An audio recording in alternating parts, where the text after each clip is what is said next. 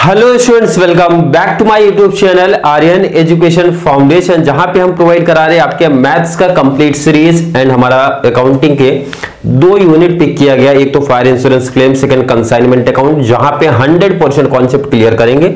Means आपका practical plus short notes plus objectives, तीनों पे हमारा फोकस है।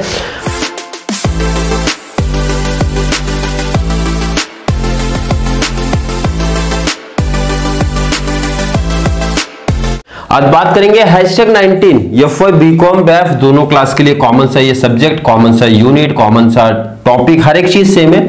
सिर्फ पेपर पैटर्न में थोड़ा सा डिफरेंस आपको दिखता है। ऑब्जेक्टिव्स आपको भी आएगा, बीकॉम क्लास को भी आएगा, बट डिफरेंस है कि बैफ वाले बच्चों का 15 का ऑब्जेक्टिव है, हमारे बीकॉम क्लास वाले बच्चों को 20 का ऑब्जेक्टिव है। प्रैक्टिकल हमारे बैफ क्लास का 15 मार्क्स का है, बीकॉम क्लास को 20 मार्क्स का है। Short notes BCom class 20 marks का लिखते हैं, बैफ वाले 15, मतलब 15-20 का डिफरेंस है। बाकी टॉपिक्स तो हमारे सर सेम चलते हैं। ऑब्जेक्टिव्स आई होप हर एक बच्चे को बहुत इंटरेस्ट आ रहा होगा जो बच्चा #1 से जुड़ा है। ऑब्जेक्टिव समझ में आ रहे होंगे, काफी ऑब्जेक्टिव में हेल्प हो रही है कि बच्चे खुद से कर पा रहे हैं। चलिए स्टार्ट करेंगे आज का नंबर 1 से। Average clause is an insurance policy applies only in case of, बोला गया है कि एवरेज क्लॉज कौन से केस में अप्लाई किया जाता है वो आप बताइए। जिस बच्चे ने एवरेज क्लॉज का शॉर्ट नोट्स वाला पार्ट देख के आए हैं तो उनको आंसर वैसे भी इजीली मिल जाना चाहिए। सर लाइफ इंश्योरेंस को लेके ये टॉपिक ही नहीं है, पहला ऑप्शन वैसे भी कैंसिल हो जाता है। सर ओवर इंश्योरेंस है क्या, अंडर इंश्योरेंस है क्या, तो सर अंडर इंश्योरेंस के बारे में ही आपने शॉर्ट नोट्स में बहुत अच्छे से बताया था, क्योंकि ओवर इंश्योरेंस मतलब एक्स्ट्रा। जैसे एक एग्जांपल भी हमने लिया था ना, 50 का हमारा स्टॉक था, 50 का स्टॉक डिस्ट्रॉयड बाय फायर भी हो गया, लेकिन पॉलिसी 70 का, 70 थोड़ी मिलेगा, 50 ही मिलेगा उस केस में। ओवर इंश्योरेंस आपने करा है तो फॉर्मूला अप्लाई नहीं होता है, वो अप्लाई होता है सर अंडर वैल्यूएशन के केस में। Clear sir? बिल्कुल। नेक्स्ट पॉइंट शिफ्ट होते हैं सर सेकंड क्वेश्चन पे। Unrecorded sales should be, unrecorded sale final account में पढ़ा है सर, यहां अगर नहीं पढ़ा कोई प्रॉब्लम नहीं, फाइनल अकाउंट में पढ़े हो। अनरिकॉर्डेड सेल्स की अगर मैं एंट्री आपसे पूछूं तो क्या होता है सर, सेल्स में प्लस होता है, और सेकंड एंट्री कहां पे जाएगी, सेल्स में प्लस होकर कहां जाएगी सर, डेटर्स में प्लस होता है। सेल्स में plus added to purchase, unrecorded sales का सर परचेज के साथ कोई रिलेशन नहीं है। एडेड टू सेल्स वैसे भी यही ऑप्शन मिल गया हमें, सेल्स में ऐड होता है, प्रॉफिट से कोई प्रॉब्लम नहीं है। इग्नोर तो वैसे भी नहीं कर सकते हो, क्योंकि आप ट्रेडिंग अकाउंट प्रिपेयर कर रहे हो तो सेल्स तो आएगा वहां पे, तो ऐड करना पड़ेगा। मींस ऑप्शन बी हमारा राइट हो जाएगा। नेक्स्ट क्वेश्चन नंबर 3 चलते हैं sir. Salvage is option means fill up करना आपको, stock on date of fire. तो सर सैल्वेज प्रैक्टिकल क्वेश्चन, एक एक क्वेश्चन में बार बार रिपीट हुआ। सैल्वेज क्या होता है सर, ऐड करते हो, लेस करते हो, इग्नोर करते हो, क्या करते हो आप sir? Stock on date of fire मतलब स्टेप नंबर 2 में लॉस का अगर मैं आपसे पूछूं लॉस कैसे कंप्यूट करते हो, तो सर वहां पे आप लिखते थे closing date, sorry closing stock, या फिर बहुत सारे बच्चे ऐसा लिखते थे stock on date of fire minus salvage value, तो मिलता था लॉस। क्या मिलता था? लॉस। इसका मतलब सर सैल्वेज हम क्या कर रहे हैं सर, हमारे क्लोजिंग स्टॉक से माइनस कर रहे हैं। यहां पे लिखा भी एक सैल्वेज जो है आप stock on date of fire, it means closing stock से आप क्या करते हो, ऐड करते हो, लेस करते हो, क्या करते हो सर? एडेड टू, ऐड तो नहीं होता सर। डिडक्टेड फ्रॉम बिल्कुल है, डिडक्ट होता है, क्या होता है, डिडक्ट होता है, तभी तो आता है सर। इग्नोर तो आएगा नहीं। नॉट एडजस्टेड कोई पॉसिबल नहीं सर, एडजस्ट तो करना पड़ता है हमको, मतलब क्या करना है, डिडक्ट करना है। इट मींस बी ऑप्शन हमारा राइट जाएगा। नेक्स्ट क्वेश्चन की तरफ शिफ्ट होते हैं। अनरिकॉर्डेड परचेज, यहां सर सेल्स था, यहां परचेज है। Unrecorded purchase of furniture should be, unrecorded purchase आए, अनरिकॉर्डेड सेल आए सर, उसमें प्लस हो जाता है। किसमें प्लस हो जाता है सर? जिसमें बोला गया हो। Unrecorded purchase of furniture, sorry यहां पे एक चेंज असेट्स का है ना, अनरिकॉर्डेड परचेज ऑफ फर्नीचर है, गुड्स नहीं है। तो सर इसका मतलब है परचेज से माइनस करना पड़ेगा। क्यों? क्योंकि ये जो है फर्नीचर का परचेज है।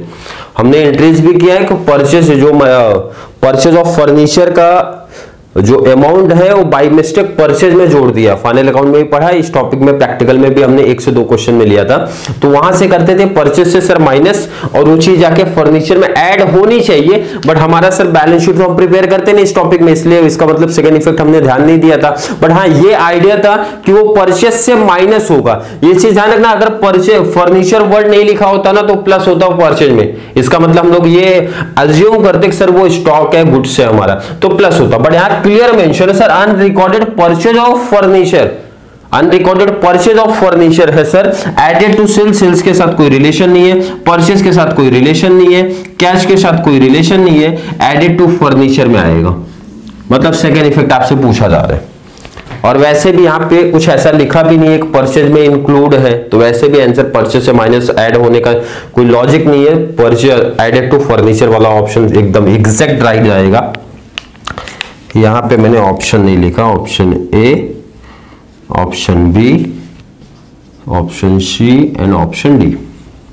क्वेश्चन रीड करते हैं। गुड्स रिकवर्ड, जो गुड्स रिकवर्ड हुआ in goods condition, in good condition at the time of accident is called. मतलब जब आपका एक्सीडेंट होता है, आपका मींस वैसा एक्सीडेंट नहीं, मतलब डिस्ट्रॉयड बाय फायर होता है, उस टाइम पे जो गुड्स आपने रिकवर कर लिया है अच्छी कंडीशन में, उस गुड्स को क्या बोला जाता है सर? उसी को तो बोला जाता है ना सैल्वेज गुड्स। तो सर पहला ही ऑप्शन दिख गया, तो आगे रीड करने की जरूरत नहीं है, ये तो हम स्टार्टिंग से वैसे भी पढ़ते आ रहे हैं। आई होप हर एक बच्चे को काफी इंटरेस्ट आ रहा होगा। जिस बच्चे को स्क्रीनशॉट चाहिए साइड हो जाता हो, स्क्रीनशॉट पहले आप ले लो इस टॉपिक का। और जो बच्चे जितना आंसर राइट देते हैं ना, थोड़ा मेंशन कर दिया करो सर, हमारा 10 क्वेश्चंस हम लोग प्रैक्टिस करते हैं एमसीक्यूज में, कितने आपके क्वेश्चंस राइट जा रहे हैं वो मेंशन किया करो।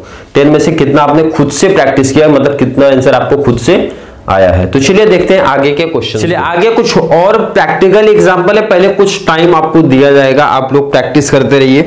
और आंसर अगर किसी बच्चे का आता है तो ऐड करना नीचे कमेंट में। कैलकुलेशन है,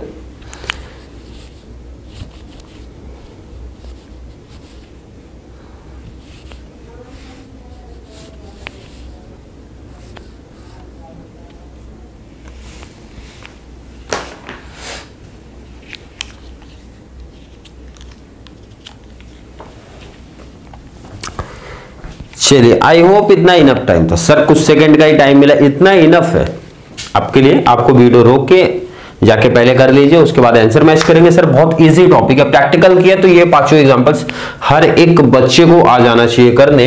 जैसे क्वेश्चन क्या दिया है, पहला अगर 6 की बात करेंगे, if the sales are 525, gross profit 126, the gross profit rate पूछा है। सर इतना आसान सा क्वेश्चन हमारे लिए पूछा गया है, इतना इजी टॉपिक हमसे पूछा गया है। फॉर्मूला अगर पूछूं जीपीआर का, रेट का क्या था sir? Profit upon sale multiply 100, ये फॉर्मूला हमारे पास है।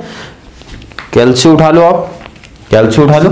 प्रॉफिट अपॉन सेल, प्रॉफिट कितना है सर? प्रॉफिट क्लियर देख के रखा है 126। ये जो बच्चे प्रैक्टिकल किए होंगे उनको समझेगा इस कॉन्सेप्ट, ये चीज ध्यान रखना। और ये मैं लेक्चर्स भी इस वे से प्रोवाइड कर रहा हूं, बच्चा #1 से देखते हुए आया। अब जो बच्चा ये डायरेक्टली देखेगा उनको कैसे समझ में आएगा सर कि ग्रॉस प्रॉफिट रेट कैसा है, तो वो तो रटेंगे। और जो बच्चे ने किया तो उनको तो पहले से पता है, और काफी बच्चों ने फाइंड आउट भी किया होगा खुद से। तो प्रॉफिट कितना सर? 126 है, मल्टीप्लाई 100 कर दो, या फिर पहले डिवाइड कर देते हैं सर, डिवाइड बाय 525, ठीक है, और मल्टीप्लाई 100 कितना है सर? 24 कहां पे दिख रहा है ऑप्शन? 24% हमारा राइट ऑप्शन है। हर एक बच्चे का कैलसी पे आया होना चाहिए 24, तो सी राइट ऑप्शन हमारा हो जाएगा। किसी बच्चे को अगर मैं पूछूं कोई डाउट, कोई कंफ्यूजन, सर बिल्कुल नहीं, ये कॉन्सेप्ट किए हुए हैं। प्रैक्टिकल अगर ऑब्जेक्टिव्स में आया तो सर हमारे लिए बहुत एडवांटेज है, बच्चे खुद से प्रैक्टिस कर सकते हैं। Stock of goods destroyed by fire on the date of fire 78 बोला जा रहा है, 78 का है। वैल्यू ऑफ सैल्वेज ₹5000, जिसमें से सैल्वेज वैल्यू कितना देके रखा है आपको? 5000। इंश्योरेंस पॉलिसी कितने का है सर? 1 लाख। मतलब ये सर ओवर इंश्योरेंस का केस है। किसका केस है? ओवर इंश्योरेंस का केस है। ओवर इंश्योरेंस के केस में वो फॉर्मूला नहीं अप्लाई करेगा कोई बच्चा, नहीं तो पता चला अप्लाई करने पहुंच गए, policy upon stock multiply loss के केस में नहीं, वो फॉर्मूला अप्लाई नहीं करना। अमाउंट ऑफ क्लेम कितने का हो जाएगा सर? ऑप्शन है 73,000। काफी बच्चे कंफ्यूजन में, सर 78 का लॉस है। 78 का लॉस नहीं है, क्या है क्वेश्चन, ठीक से पढ़ो। The stock of goods destroyed by fire on the date of fire 78 and value of salvage आपका देके रखा है सिर्फ 5000, तो ये माइनस करना पड़ेगा ना, उसमें से माइनस करना पड़ेगा। उसके बाद आप क्या लिखोगे, 73, राइट ऑप्शन आप लिखोगे। क्लियर है सर? आई होप हर एक बच्चे का कॉन्सेप्ट यहां तक क्लियर है। नेक्स्ट बात करते हैं, sales rupees 2 lakh, purchase 130, wages 18, closing stock 22, opening stock कितना and what was the gross profit. Sir देखो ना, ये सिंपल से एक फॉर्मेट पूछ लिया गया, मतलब आप ट्रेडिंग अकाउंट इन शॉर्ट बना लो। अब जो बच्चे पढ़े, देखो आप ट्रेडिंग अकाउंट का फॉर्मेट हर एक बच्चे को पता है कि सर हमारा ये एग्जांपल ले लो कि ये आपका डेबिट हो गया, ये आपका क्रेडिट हो गया। अगर मैं डेबिट की बात करूं, डेबिट में सर हमारा ओपनिंग आता है। ओपनिंग कितना सर क्वेश्चन में देखो, ओपनिंग 20 दिख रहा है तो 20 लिख लिया। परचेज आता है, परचेज कितना सर 130, तो मैंने यहां 130 लिख लिया। परचेज के बाद देखो वेजेस है, तो वेजेस भी आएगा सर 18 हो गया। सेल्स क्रेडिट में जाएगा सर 2 हो गया। क्लोजिंग स्टॉक क्रेडिट में सर 22 हो गया, तो मतलब 222 क्रेडिट का टोटल हो गया, माइनस डेबिट का कर दो, कैलसी उठा लो। और जो बच्चे को क्या 90% बच्चे कैलसी पे डायरेक्टली ले सकते हैं। क्रेडिट का टोटल पहले ले लिया करो। क्रेडिट के टोटल में क्रेडिट में जैसे कौन कौन आएगा सर, सेल्स आएगा, परचेस आएगा नहीं, वेजेस नहीं आएगा, क्लोजिंग स्टॉक ही आएगा। दो को ऐड किया, उसके बाद माइनस तीनों को कर दो, मतलब सर 222 माइनस करो, ये आपका 20,000 ओपनिंग, माइनस करो 130 आपका परचेज, माइनस करो 18 आपका वेजेस, तो कितने का आया सर 52 का आ रहा है। कितने का सर 52 का प्रॉफिट है। 52 आपको ऑप्शन में दिख रहा है सर, 52 तो आपको ऑप्शन में नहीं दिख रहा है, तो ये मतलब डी ऑप्शन आपका राइट हो जाएगा। क्लियर है? आई होप हर एक बच्चे का कॉन्सेप्ट यहां पे क्लियर होगा। 2 130 18, क्लोजिंग आपका 22 है एंड ओपनिंग आपका 20 है। क्लियर है? कैलसी पे एक बार फिर से प्लस कर लो, 22 तो आपका ये 222 हो जाएगा, और ये आपका हो जाएगा सर 130 150, 50 प्लस 18 कर लो। जस्ट एक बार क्लियर कंफर्मेशन में कर लो आपका राइट चल रहा है कि नहीं। 222 हो गया आपका, माइनस 130, 30 प्लस 20 50, 50 60 168, माइनस 168, 52 राइट है। 52 यहां पे आपको ऑप्शन में नहीं है, इसलिए डी ऑप्शन आपका राइट हो जाएगा। क्लियर कॉन्सेप्ट है? बिल्कुल सर क्लियर है कॉन्सेप्ट, क्लियर है बिल्कुल। चलिए शिफ्ट होते हैं सर 9th क्वेश्चन पे।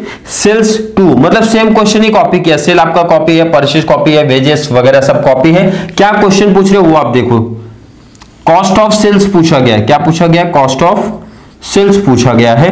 तो कॉस्ट ऑफ सेल्स मतलब जिन बच्चों ने पढ़ा होगा वर्टिकल फॉर्म में या HSC कॉमर्स में, आपका एनालिसिस ऑफ फाइनेंशियल स्टेटमेंट में टॉपिक था। कॉस्ट ऑफ सेल्स का मतलब होता है, फॉर्मेट आप उसका समझो, इसका मतलब होता है सर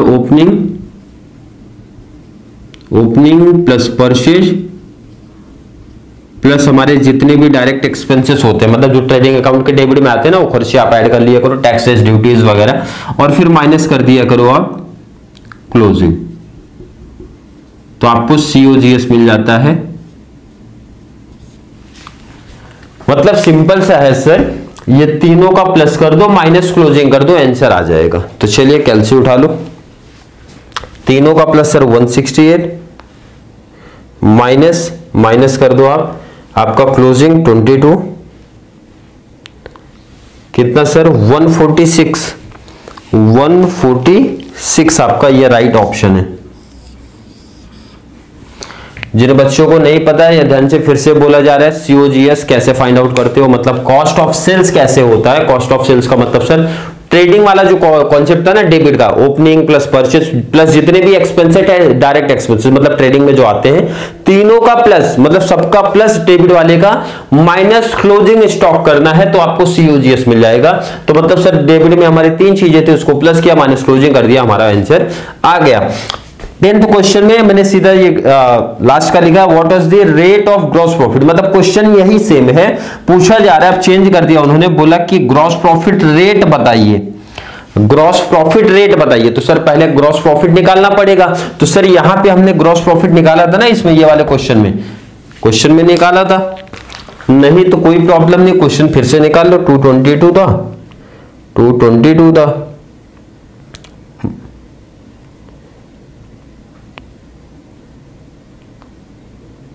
-168। यहां पे एक चेंज करिए आप, यहां पे थोड़ा कैलसी से मिस्टेक हुआ, ये आपका 54 आ रहा है। मैंने 220 ले लिया था ना, 222 है, तो डी ऑप्शन नहीं है। मिस्टेक्स हो गई है कैलसी का, थोड़ा सा सही करो आप लोग। 54 राइट है, मैंने यहाँ पे बाई मिस्टेक 220 ले लिया था, 22 है, तो वहां पे याद रखना 54। अब जब प्रॉफिट आ गया उसको परसेंटेज में करना, तो sir profit multiply 100 divide by sales. Sales कितना है सर 2, तो 27% आ रहा है आपका, मतलब सी ऑप्शन राइट है। और ये प्रैक्टिकल कॉन्सेप्ट वही बच्चा कर पाएगा जिनका कॉन्सेप्ट बहुत अच्छे से क्लियर है, मतलब प्रैक्टिकल क्लियर है, तो ये 5 ऑब्जेक्टिव्स जो हमने किया बहुत इजी तरीके से हर एक बच्चे का हो जाएगा। क्लियर कॉन्सेप्ट है, आई होप हर एक बच्चे का क्लियर कॉन्सेप्ट है। फिर भी किसी बच्चे को आज की वीडियो में कोई डाउट, कोई कंफ्यूजन है तो जल्दी से ऐड कर दो, या फिर वीडियो आज की काफी हेल्पफुल लगी होगी ना, तो वो मेंशन कर दिया करो सर कि 100% कॉन्सेप्ट हमारा क्लियर है। तो चलिए मिलेंगे नेक्स्ट क्लास में, तब तक के लिए थैंक यू सो मच।